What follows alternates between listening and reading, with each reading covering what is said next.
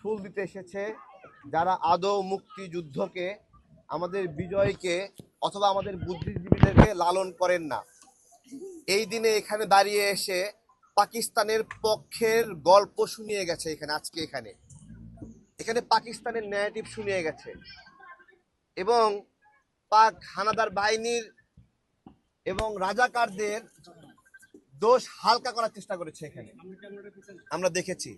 অথচ সেই রাও ফরমান আলী, যিনি বুদ্ধিজীবীদের হত্যা করেছিলেন, তার একটা ডায়েরি আছে। সেই ডায়েরিতে যেই বুদ্ধিজীবীদের তালিকা ছিল, তারা এই তালিকার সঙ্গে মিল রেখে এখানে শুয়ে আছে এখানে, এবং সেই তালিকা দিয়েছিল সেই সময়ে জামাত এবং তাদের সহযোগী ছাত্র সংঘ। আজকে তারা এখানে এসে সেই তাদের বাপেদের পাপ হালকা করার জন্য, বুদ্ধিজীবী হত্যার জন্য পাকিস্তানের পরিবর্তে অন্য একটা রাষ্ট্রকে দায়ী করছে। তো এইটা হলো একটা বিষয়। আমরা স্মরণ করি সাইদুর রহমান স্যার, উনি চ্যানেলে সার্ভিস করেন।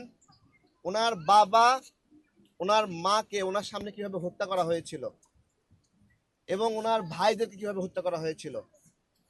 আজকে এখানে ডাকসুর মুক্তিযোদ্ধা বিষয়ক সম্পাদক জুমা, তার ভিন্ন রকম আবেগ এবং বিকৃত করছে ইতিহাস।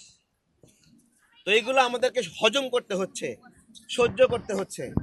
এইখানে পুরা স্মৃতিসৌধে আমরা পা ফেলতে পারি না, পা ফেলা যায় না মানুষে। আজকে এমন একটা ভীতিকর পরিবেশ তৈরি করছে। এইখানে এক সাংবাদিকের গায়ে হাত দিয়েছে। আজকে এত ভীতিকর পরিবেশ তৈরি করেছে।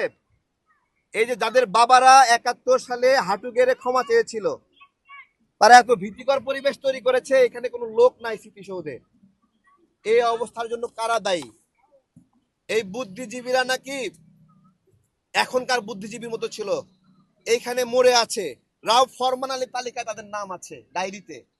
এবার বলেন, রাও ফরমান আলী ডায়েরিতে যাদের নাম, যেই নাম ওই সময় জামাত এবং তাদের আল বদর ছাত্র সংঘ দিয়েছিল, সেই লোকগুলো যদি এখানে শুয়ে থাকে, তাহলে সেই হত্যাকাণ্ডের সঙ্গে অন্য দেশ জড়িত।